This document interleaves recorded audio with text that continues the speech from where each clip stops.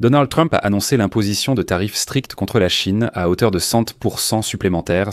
Ceci a marqué une nouvelle vague de guerre commerciale entre les États-Unis et la Chine, mais beaucoup ont manqué le geste hostile de la Chine. Parce que la veille de l'annonce de Donald Trump, la Chine a soudainement renforcé les restrictions sur l'exportation de terres rares et a commencé à envoyer des lettres de menaces aux gouvernements du monde entier. En gros, si vous soutenez les États-Unis, vous ne recevrez pas de terres rares chinoises. C'est ce comportement de la Chine qui a poussé le président américain Donald Trump à menacer de représailles économiques et à annoncer qu'il annulait sa rencontre avec le président chinois Xi Jinping lors de sa prochaine visite en Asie. La lutte autour des terres rares a commencé bien avant l'arrivée au pouvoir de l'actuelle administration Trump. Pendant de nombreuses années, la Chine a établi un contrôle quasi total sur ces minéraux dans le cadre de sa politique industrielle plus large. Mais la Chine a-t-elle vraiment pris le monde entier en otage avec ces terres rares? Et y a-t-il vraiment aucune issue? Voyons cela ensemble dans cet épisode. Je suis Alexei Pecci.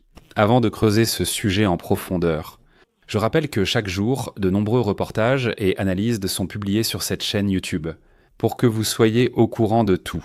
C'est pourquoi je vous recommande de vous abonner à cette chaîne YouTube pour ne pas la perdre. Je vous demande de mettre un like et d'écrire un commentaire sous cet épisode. Si vous souhaitez soutenir le travail de cette chaîne YouTube, vous pouvez le faire en faisant un don via les liens et les coordonnées dans la description de cette vidéo. Il est écrit là-bas. Soutenir la chaîne d'Alexei Pecci. Choisissez le format qui vous convient le mieux. Je vous serai reconnaissant pour tout soutien de votre part. Donc Donald Trump annonce de nouveaux tarifs contre la Chine à hauteur de 100%. Avant cela, la Chine fait un pas encore plus agressif et interdit pratiquement la vente de métaux de terres rares essentiels aux États-Unis. Ces deux événements ont marqué le début d'une nouvelle phase de la guerre commerciale. Mais commençons ici, comme on dit, par les bases. Que sont les terres rares et sont-elles vraiment rares? On les appelle terres rares, mais pourquoi sont-elles rares et devenues un enjeu dans la guerre commerciale? Les terres rares comprennent 17 éléments métalliques du tableau périodique, parmi lesquels le scandium, l'yttrium et les lanthanides. Le nom de terres rares est quelque peu inexact, car ces métaux se trouvent partout dans la croûte terrestre. Les éléments eux-mêmes peuvent être trouvés dans de nombreux endroits du monde. En fait, ils sont présents partout sur la planète Terre. Ils sont partout. Officiellement, il y en a plus sur Terre que, par exemple, de l'or. Mais leur extraction et leur traitement sont complexes et coûteux, et ils nuisent également à l'environnement. C'est pourquoi peu de gens ont osé s'y engager, à part la Chine. Mais ce sont des éléments très importants. Les terres rares chimiques sont utilisées partout dans les technologies du quotidien, des smartphones et des éoliennes aux lampes LED et aux téléviseurs à écran plat. Ils jouent un rôle clé dans les batteries des voitures électriques, dans les scanners imagerie par résonance magnétique et dans les traitements contre le cancer. En bref, les métaux des terres rares sont partout. Mais dans la réalité actuelle, il est important de noter que les éléments des terres rares sont essentiels pour l'armée des États-Unis d'Amérique. Selon une note de recherche du Service canadien du renseignement et de la sécurité de 2025, les éléments des terres rares sont utilisés dans les chasseurs F-35, les sous-marins, les lasers, les satellites, les missiles Tomahawk et bien d'autres choses encore. Mais quel est le problème? D'où viennent ces éléments des terres rares? Selon l'Agence internationale de l'énergie, 61% des métaux des terres rares extraits proviennent de Chine. On pourrait croire qu'il reste 39%, alors pourquoi ne pas les exploiter? Après tout, la Chine n'est pas la seule à les extraire. Les plus attentifs ont compris que le problème vient du traitement, pas de l'extraction. Eh bien, c'est justement la Chine qui contrôle aujourd'hui 92% de l'arsenal mondial. Du volume de production des terres rares au stade du traitement. 92%. Je vais simplifier davantage. Il existe deux types d'éléments de terres rares classés selon leur poids atomique, les lourds et les légers. Les éléments de terres rares lourds sont plus rares et les États-Unis n'ont pas la capacité de les séparer après leur extraction du sol.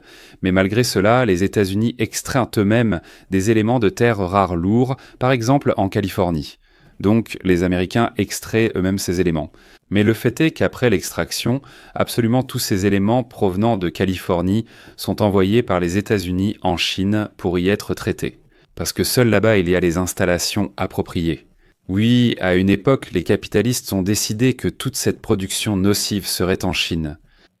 Cependant, l'annonce de l'administration Trump en avril sur l'imposition de lourds droits de douane à la Chine a interrompu ce processus. La Chine a montré sa volonté de transformer la dépendance de l'Amérique envers elle en une arme dans le domaine de la répartition des terres rares. Et la situation est devenue plus critique. Il s'est avéré que le gisement mentionné en Californie est le seul gisement de terres rares aux États-Unis. La Chine comprend que c'est son principal levier de pression sur Donald Trump, et elle l'utilise volontiers. Pékin fait des terres rares le principal atout de la Chine dans la guerre commerciale. Et ces dernières restrictions ont été introduites justement au moment où Xi Jinping et Trump devaient se rencontrer au sommet de la coopération économique pour l'Asie-Pacifique en Corée du Sud à la fin de ce mois. Et voilà que récemment, la Chine ajoute à sa liste de contrôle existante 5 autres éléments de terres rares, holmium, herbium, thulium, europium et terbium, ainsi que les aimants et matériaux associés nécessitant des licences d'exportation. Ainsi, le nombre total d'éléments de terres rares restreints augmente et la Chine exigera également une licence pour l'exportation des technologies de production de terres rares en dehors du pays. Le contrôle des exportations, comme vous pouvez l'imaginer, peut avoir de graves conséquences car les États-Unis dépendent fortement des approvisionnements en métaux de terres rares en provenance de Chine. Selon un rapport du Service géologique des États-Unis, entre 2020 et 2023, 70% des importations de composés et de métaux de terres rares aux États-Unis.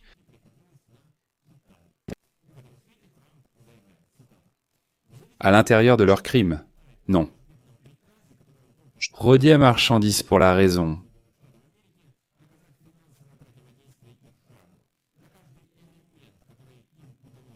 Synchroniser cartellerie, cesser de changements nécessaires.